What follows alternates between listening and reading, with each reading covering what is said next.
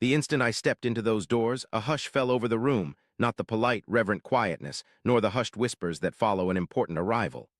This was a different kind of silence, the kind that precedes laughter. And then the chuckles began, spreading across the ballroom like a wave. I observed gloved hands clamping over mouths, surreptitious sideways glances, and glasses lifted towards faces to conceal smiles. Then a woman by the champagne table, someone I had never laid eyes on before, leaned into her companion and spoke loudly enough for me to distinctly hear over the jazz quartet in the corner. "Oh my goodness, is that him?" "The 1-minute man?" I continued walking, maintaining an unchanged expression, my breath steady. 2 decades of running a company have taught me not to falter when faced with a blow, and to never reveal to one trying to break me that it's having an effect. Yet I heard every word, each one crystal clear. 49-year-old Bradley Hargrove founded a logistics and supply chain company starting from a single warehouse in Columbus, Ohio, which expanded into a nationwide operation worth over $138 million with a 70% ownership stake held by me. My wife, Simone, owns the remaining 30%. However, at the grand opening of her new Chicago branch on the 34th floor of a glass tower on North Michigan Avenue amidst 400 people mocking me, I made a calculated decision. Not an impulsive one, but one born from deep-seated anger that had already subsided into silence. I left without saying a word, maintaining my composure. Before recounting what transpired next, I request you to perform a task. If you've ever been scorned by someone who was supposed to cherish you or had to hide your pain while smiling, post a comment below. Share one word that encapsulates the sensation. I've read each installment thoroughly. If this narrative has captivated you, consider subscribing and liking to help more individuals discover it. The plot, I assure you, takes an unexpected turn. I need to rewind to the start, not for sympathy, but to provide you with a clear understanding of our journey that led us to the ballroom. At 26 years old, Simone Hargrove, formerly known as Simone Adler, was the person I encountered. I was 31 at the time. She worked as a business development coordinator for a mid-sized freight broker in Cincinnati, and my company, 3 years into its existence, was pitching a partnership to her. It was she who escorted me to the conference room, and when I made my presentation, it was only she who asked a question that caused me to hesitate. What occurs to your clients when you grow too rapidly and your infrastructure can't keep pace? Upon looking at her, I thought, this woman is astute. We had dinner 2 days later. We got engaged 14 months afterwards. 2 years into our matrimony, I took an action that shaped our subsequent journey. I granted Simone 30% ownership in Hargrove Logistics. This wasn't due to legal necessity nor her coercion, but because I trusted her. Because I viewed us as partners in the truest sense. Because I was a man who, when he loves, invests fully. Bear this in mind. For the initial 8 years, our arrangement thrived. Simone was exceptionally gifted, constructing our client relations division from scratch. She fostered connections with regional distributors that granted us access to opportunities I could not have approached alone. Her social acumen surpassed mine. While I felt at ease with spreadsheets and operations, she excelled in environments filled with people, earning their trust almost instantly. We were a harmonious team. That's the narrative we embraced. That's the tale I held dear. Unnoticed due to my engrossment in running the company, the narrative took an unexpected turn 3 years back. It commenced with minor occurrences. Simone became increasingly insistent on promoting the Chicago expansion. Not merely proposing it, but pursuing it persistently, a pace that deviated from her typical strategic methods. She yearned for her own branch, her own team, and her own market. I endorsed it. As expected, I provided $32 million of company capital to bolster her proposal. Afterward, there were long nights. Simone had always been diligent, but this was something different. The calls that ceased upon my entry, the weekends she spent in Chicago during construction while managing operations in Columbus, the casual manner in which she started discussing her project manager on that Chicago job, Derek Weston, struck me as practiced. Although I'm not naturally suspicious, my analytical nature made me observe these subtle changes. I put it aside and carried on with my tasks. Prior to the branch's launch, I engaged a private auditor to assess the financial framework of our Chicago division. This was customary for significant projects. I always did this. However, the audit report revealed an anomaly that wasn't typical. There were 2 sets of accounts. Not blatant embezzlement or careless oversight.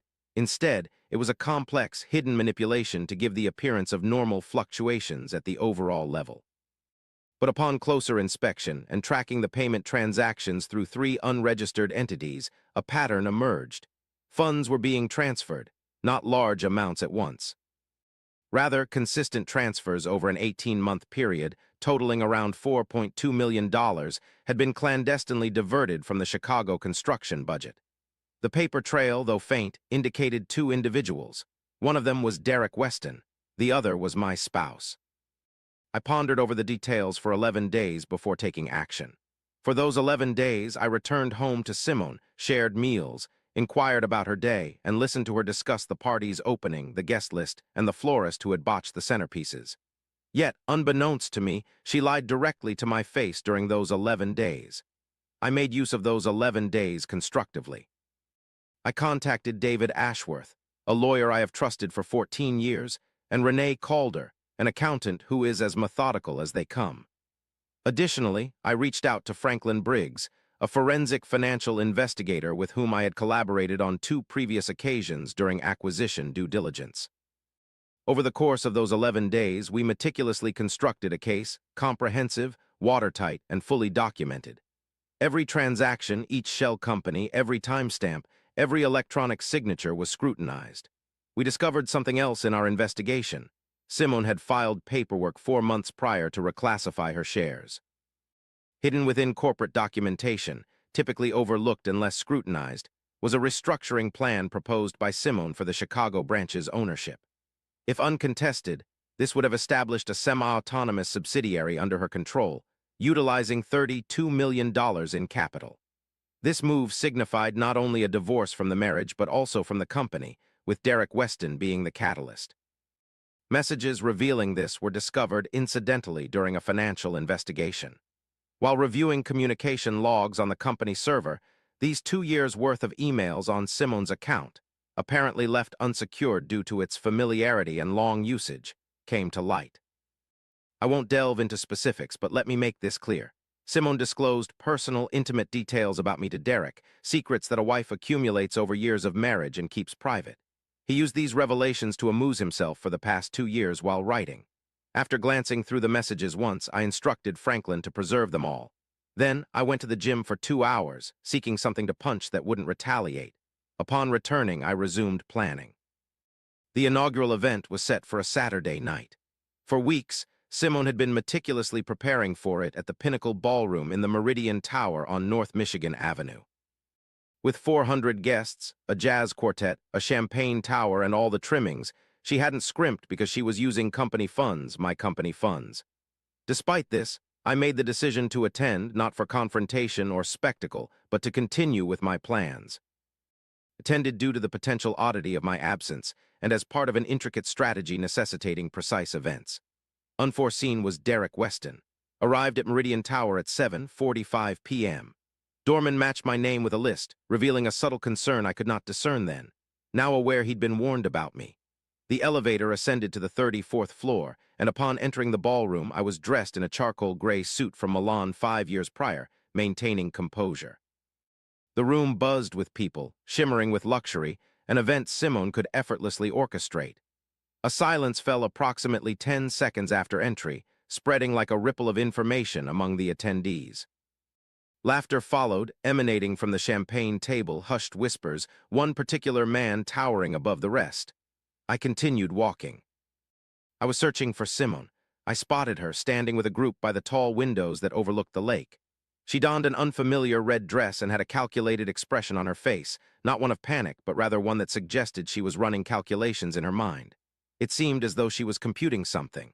I was about 20 feet away when Derek Weston moved in front of me. He stood tall, possibly around 38 years old, wearing an outfit tailored for the event. He carried himself with the assurance of a man who felt he was victorious. As far as he knew, he was. He gently placed his hand on my chest, not aggressively or violently, just how a man would stop someone subtly without causing a spectacle. "Bradley," he said, "I believe it's time for you to depart." The room seemed to be observing us. "This gathering is exclusive, overseen by business associates and investors. Your presence seems disruptive," he asserted softly yet audible to nearby 20 attendees. Addressing an unseen individual, he requested, "Could someone summon security?" Simone remained stationary across the room, neither speaking nor reacting. I found Derek Weston's hand on my torso, then looked into his face, whispering just for him to hear, "Remove your hand." Once. He complied. My tone compelled him. Adjusting my coat, I surveyed the room with faces gazing, some still chuckling, others falling silent, perhaps unsettled. Regarding Simone, who remained unmoved, I strode toward the elevator. A hint of laughter followed my departure as the doors sealed. By the time I arrived in the lobby, I held my phone ready, dialing David. "The moment is upon us," I said. He stated he had been waiting and everything was prepared. After a man with 70% control over a $138 million firm decides to act within 24 hours, here's what transpired. The initial call David made was to the company's primary bank, where he held authority on all significant accounts. By 8:15 that Saturday night, all non-essential payments linked to the Chicago branch were halted for review. The scheduled auto payments for vendor invoices due Monday morning, the contractor withdrawals, and the lease escalation Simone had approved without his signature. Everything was put on hold. The second call was to the catering company organizing our grand opening party. We've had a corporate account with them for 6 years, which Simone intended to utilize for Monday's event, totaling $412,000. However, this amount was going to be paid through the company account on Monday. David communicated to them that the corporate account was undergoing a financial review, consequently halting any pending transactions temporarily. He did so in a courteous manner, providing relevant paperwork, and recommended reaching out to Simone directly for potential alternative payment solutions. The 13th contact was regarding hotel reservations.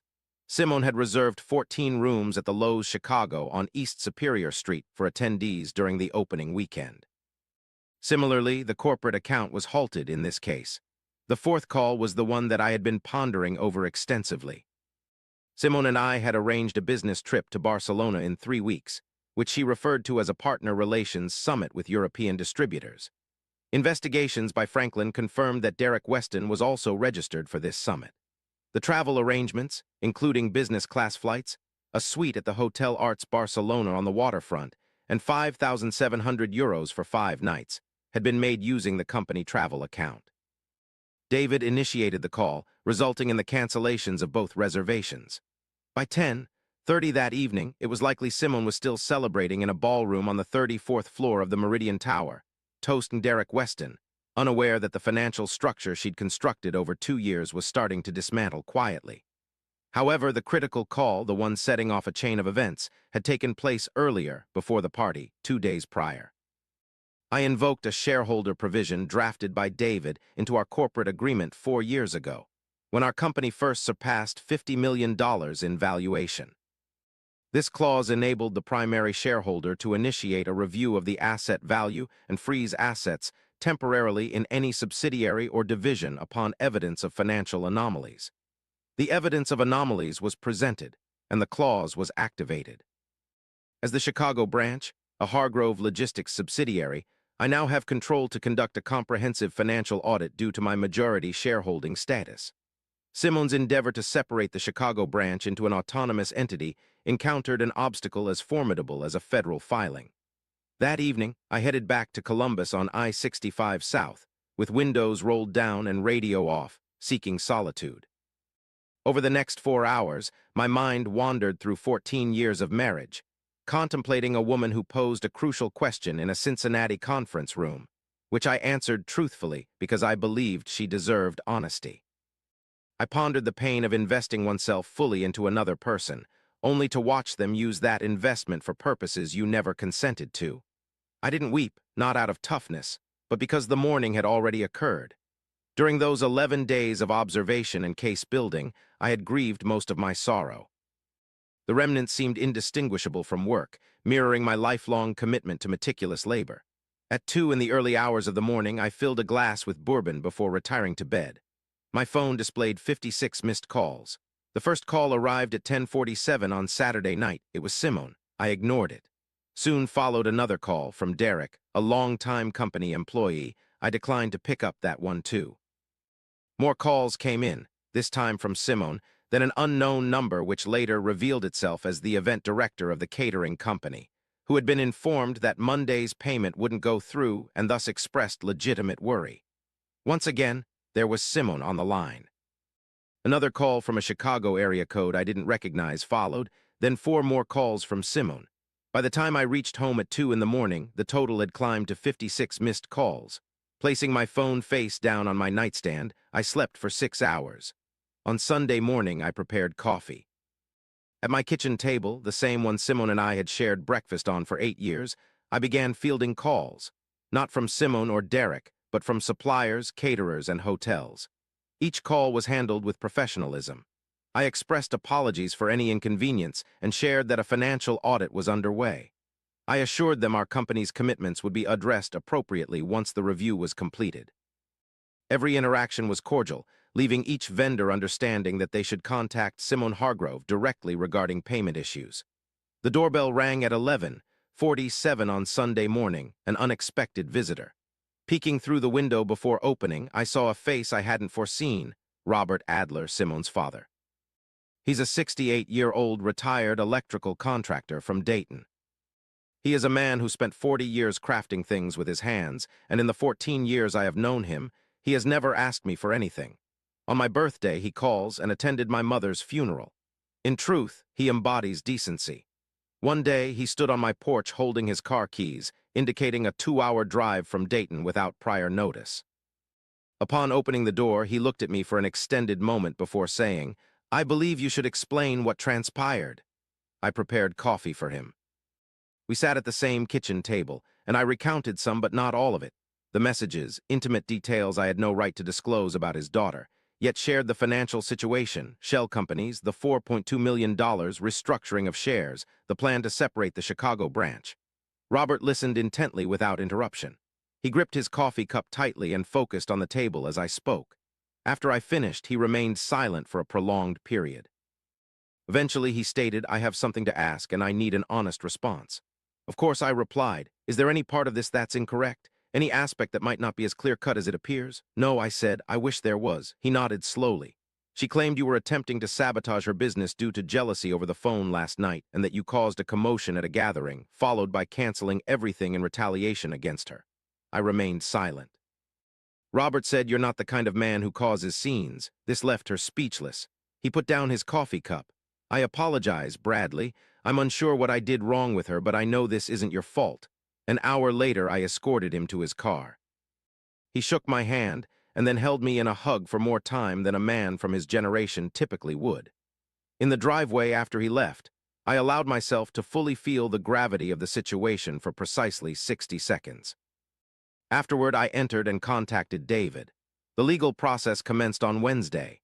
David submitted the evidence of financial discrepancies to our corporate board, a trio consisting of me, Simone, and 2 external directors we'd appointed 3 years prior. Patricia Holtz, head of a supply chain consultancy, and George Faraday, with 3 decades in logistics finance. Both were proficient and serious individuals who carefully analyzed the documents over a 2-day period, treating them with the necessary gravitas. The board meeting took place at our Columbus office on a Thursday afternoon. Simone was accompanied by her legal representative, Caroline Voss, an attorney I had heard of and admired. In contrast to her appearance at the party, Simone presented herself as calm, but there was a restless turbulence beneath this composure. Derek Weston was absent, but his lawyer was present.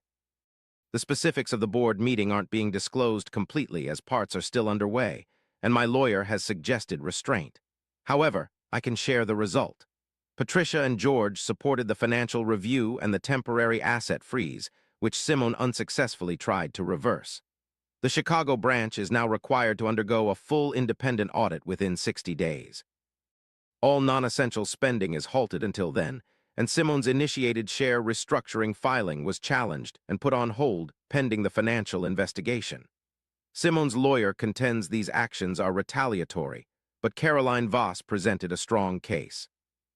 Nevertheless, the incriminating evidence in the paper trail, traced by forensic accountants, cannot be denied. After the meeting concluded, Simone and I found ourselves in the corridor for about 30 seconds while our lawyer conferred with the independent directors. This was our first encounter since my departure from the ballroom. She glanced at me and said, "You didn't have to act that way." I retorted, The terms were established when you signed the documents for the shell company. She replied, I intended to speak with you. I countered, Simon, you disclosed confidential details about me to Derek and let 400 people hear me reprimand you in public. You stood there silently as it unfolded. I don't believe that conversation was ever a part of your intentions. She remained silent on the matter. I re-entered the boardroom. As for Derek Weston, his employment was terminated the following Monday, immediately and with cause, financial misconduct under investigation, and his corporate email access was revoked. On Tuesday, the leasing company retrieved his company vehicle, a benefit of his project manager position. Subsequently, he engaged an attorney and dispatched a letter alleging unlawful dismissal. The lawyer received Franklin's documentation within 48 hours. However, no response was received regarding the letter. It was learned through a real estate acquaintance in Chicago that Derek had vacated his River North apartment. It was rumored that Simone had been making partial rent payments through a vendor account. Allegedly, when this account was frozen, the landlord began asking probing questions. I did not actively seek out this information. It was passed on to me, which is common when one has managed a company for a long time and knows the right circles. The divorce filing occurred 41 days post-party, earlier than I had anticipated. In hindsight, I believe Simone and Caroline Voss delayed their action to assess the financial situation before taking action. Prudent and strategic. Simone encountered financial difficulties and needed to relocate. She filed in Franklin County, Ohio, citing irreconcilable differences as the reason. This term signifies that both parties are aware of what transpired and wish to avoid explicit documentation. Her lawyer asserted a strong claim over her 30% equity share, suggesting it was worth more than $40 million. David had strategized for this scenario. They had meticulously prepared their counterargument for 3 weeks. The 30% stake was undeniable and rightfully hers, but I wasn't contesting that. However, the financial misconduct evidence, the $4.2 million, the shell companies, and breach of fiduciary duty were now officially documented. In Ohio, a shareholder's financial misconduct can influence settlement terms during dissolution. It doesn't erase equity, but it alters negotiations substantially. The separate civil liability Simone could incur wasn't connected to the divorce process. If the audit results matched the forensic accountant's flags, a referral would be needed. Caroline Voss, being an astute lawyer, anticipated the audit findings. I believe she conversed with Simone, and it seemed Simone endured a tough few days. The settlement, reached after 4 months of discussions, was balanced, neither extravagant nor stingy for either party. I won't disclose the specific details since some are confidential by agreement, and certain aspects concern me personally. What I will disclose is that it was equitable. David may not be a skillful storyteller, but he ensured every figure mirrored the records shown. The Chicago branch now operates under new leadership. 1. Angela Kwan, previously from a national freight company in Atlanta, joined my team as an operations director, with no prior connections to my ex-wife. The audit report concluded, showcasing substantial findings that led to 2 separate issues being referred elsewhere.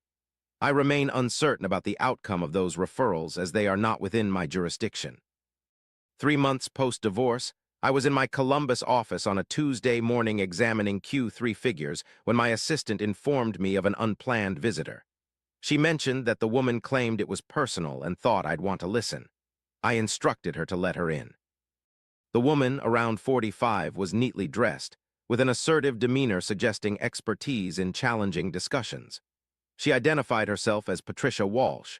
She explained she was a partner at a firm concentrating on corporate ethics consulting, and she had information regarding the Chicago branch's predicament. Information wasn't originated by me, but rather from industry insiders privy to the audit's findings. She disclosed that she had undertaken a concurrent probe regarding Derek Weston, instigated by a past employer. She claimed to possess evidence linking him to financial anomalies at a logistics company in Denver, 3 years prior to his tenure at Hargrove. She sought my cooperation in exchanging data. I contacted David, who reached out to her legal representative. 2 weeks later, we held a formal meeting. At this point, I'm unsure of the outcome. However, upon her departure from my office that afternoon, a thought crossed my mind. It was reminiscent of a conversation in a Cincinnati conference room 12 years ago, where someone asked me about the repercussions when growth outpaces infrastructure. Initially, I offered her the best response available, but over the subsequent 12 years, I discovered its inadequacy. You can construct the most robust structure, yet it may still betray you if the individual within it secretly dismantles it piece by piece. However, it's important to note that structures can be reconstructed. This is a skill I possess, a skill I've always possessed. Before we part ways, there's one more thing I need to share. 3 weeks following the board meeting, I drove to Dayton on a Sunday and took Robert Adler out for breakfast.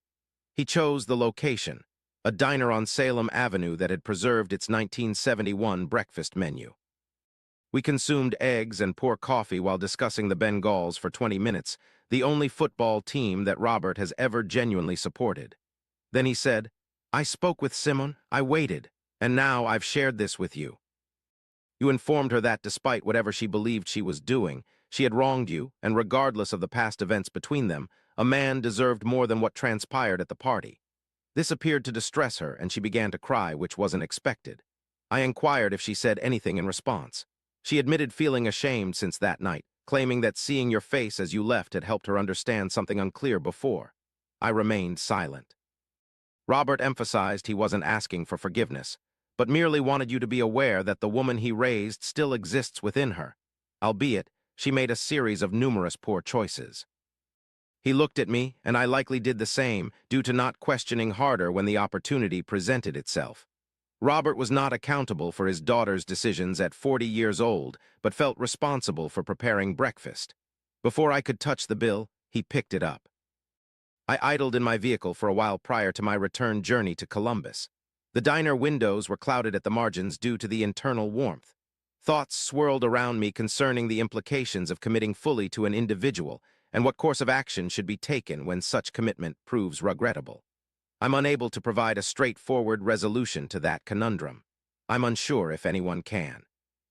What I'm certain of is that poor decisions born from others are not the final act. They represent a phase, and phases conclude. At 49 years old, I transformed a solitary warehouse in Columbus, Ohio, into a venture valued at $138 million. This achievement was realized through approximately 10,000 days of perseverance, hard work, and the unyielding determination to rise above adversity when circumstances changed. Despite the passage of time, I remain that individual. The quantity of people who can dictate my identity can be counted on one hand. Robert Adler is one of them. My attorney David is another. My late mother, though absent, also falls into this category. My longtime senior operations manager, Curtis Wells, whom I trust implicitly after 11 years, contrasts with Derek Weston and recently departed Simone Hargrove. The incident on the 34th floor of Meridian Tower on North Michigan Avenue. The laughter, the remarks, the hand on my chest, the security guard approaching as if dealing with an unwanted intrusion in a place I funded was intended to break me. Instead, it marked a new beginning. Ignored were 56 unanswered calls on my phone. Such behavior is not of a man being demolished. Rather, it's a man consciously executing his plan. Construct something genuine by exiting spaces that don't value your presence. Create something genuine by laboring while others are still reveling. By knowing profoundly within myself that the ones who scoffed at me in the ballroom would eventually face what I created beyond my silence, I constructed something genuine. My name is Bradley Hargrove. I left silently and then I worked diligently. It wasn't about the embarrassment in that ballroom or even the betrayal. It was about enduring 11 days of sitting opposite a liar, choosing not to retaliate, merely observing, constructing, waiting. Most people, including myself, would have reacted on day 2, but he grasped something I believe we all need to comprehend. The least demonstrative response can sometimes be the most potent. Not every conflict requires a loud confrontation to be resolved. Share your thoughts below. Honestly, I'm not confident that I could have remained that quiet. Make sure you subscribe if stories like this make you ponder, as I have more to share that you won't want to miss.